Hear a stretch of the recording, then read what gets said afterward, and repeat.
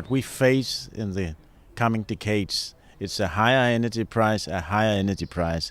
And we are becoming more and more dependent on fossil fuels from the Middle East, and we are also becoming more and more dependent from gas from Mr. Putin. There's obviously hope for renewables because we've seen a tremendous amount of growth. Costs are coming down much faster than expected.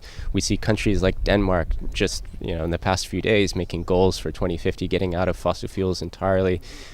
There's a lot of enthusiasm around this. A renewables investment might be a lot of money up front to be paid back for 5, 10, 15 years.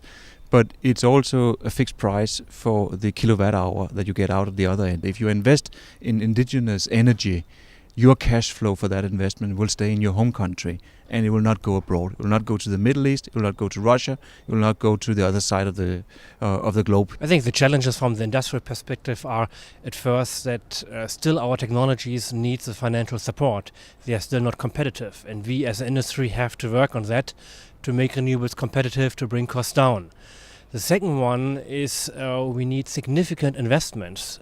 Significant investments, expansions need to be done to integrate renewables efficiently into the European power markets. We think that the overall electricity system needs to be looked at together. And obviously a very important part of that system is the transmission of electricity from the power plants, from the renewables installations to the customers.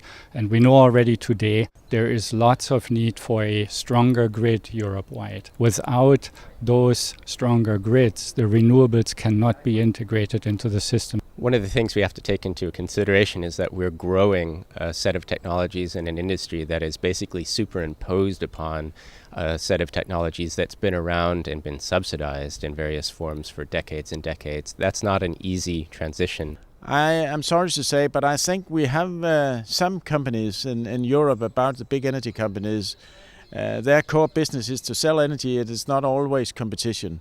As I see it, we really need to have a single market for energy. You can tell me, we already have that. No, we haven't.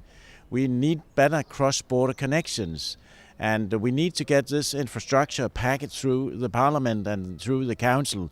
Commission needs to be stepping up their efforts on looking what and how member states are doing on the goal fulfillment, because that can really be sliding, and that would not be good for the industry and for what we are trying to achieve here.